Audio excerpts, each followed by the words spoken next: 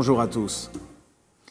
La fête de Hanouka est une fête qui ne disparaîtra jamais.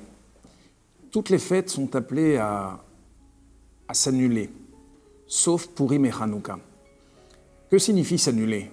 Certainement pas disparaître parce que la Torah ne peut pas changer. Mais simplement, on veut nous dire que lorsque Mashiach viendra, tous les jours de la semaine deviendront des jours de fête. De sorte qu'on ne saura plus faire la différence entre un simple mercredi de la semaine et un jour de Pessah ou de Shavuot. Mais il y a deux fêtes qui resteront encore au-dessus. Des jours particuliers. Ce sont Purim et Hanouka. Pourquoi?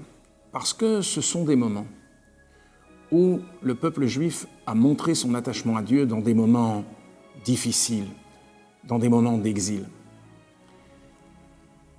La fête de Hanouka a une particularité. C'est qu'on la fête essentiellement à l'extérieur. La Hanoukia est placée mi peitar beto mi bachutz, c'est-à-dire à côté de la porte la plus extérieure. Purim, Pessah, on est à l'intérieur de la maison. Alors que Hanouka est une fête que l'on célèbre vers l'extérieur. Et puis, il y a une autre particularité dans Hanouka. C'est que la Hanoukia est placée du côté gauche de la porte. La mezouza est à droite, la Hanoukia est en face, à gauche. Or, on sait que dans toutes les mitzvot, la droite a priorité. Il n'y a que 2 mitzvot dans la Torah où la priorité a été donnée à la gauche. Ce sont les téphilines et la Hanoukia. Il y a un commentaire qui donne une raison à cela. C'est que la mezouza est à droite parce qu'elle concerne celui qui rentre dans la maison. Alors celui qui rentre embrasse la mezouza qui est à droite. Tandis que la lumière de Hanouka est dirigée vers l'extérieur, comme on vient de le dire. Alors, lorsque quelqu'un sort vers l'extérieur, ce qui était la droite pour celui qui rentre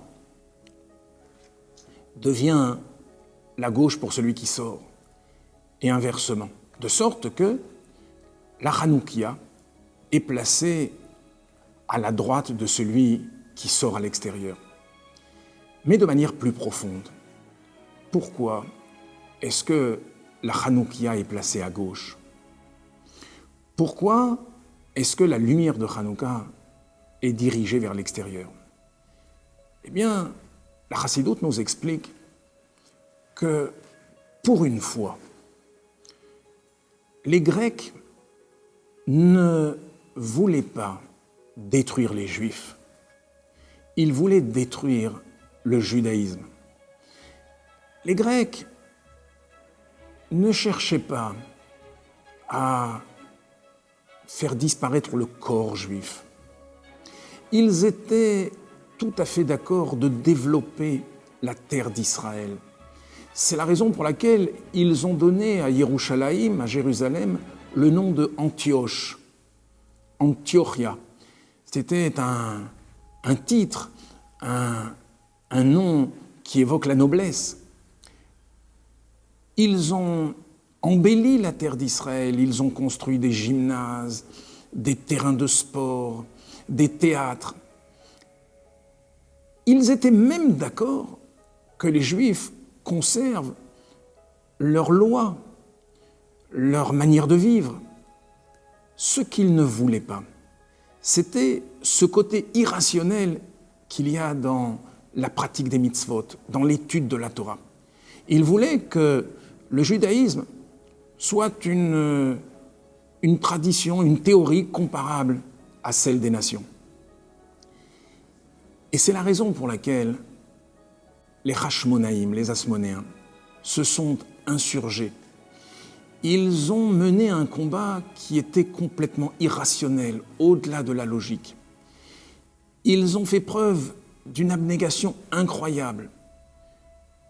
Et finalement, réussi à faire en sorte qu'une poignée d'hommes arrive à repousser définitivement de la terre d'Israël une armée puissante. Eh bien, nos sages nous expliquent que si le côté droit dans la Torah représente le côté du bien, le côté de la sainteté, le côté gauche, en revanche, représente celui de la rigueur, celui de la contraction, celui des forces du mal. Eh bien, le but de Hanouka, c'est justement de transformer ce côté gauche, de faire en sorte que l'obscurité qui règne à l'extérieur, non seulement ne soit plus un obstacle à la lumière, mais au contraire, qu'elle se transforme en lumière. Voilà la raison pour laquelle nous allumons la Hanoukia du côté gauche. Voilà pourquoi cette lumière est dirigée vers l'extérieur. Car la fête de Hanouka nous apprend que la mission d'un juif sur terre est de faire jaillir la lumière de l'obscurité. Au revoir à tous.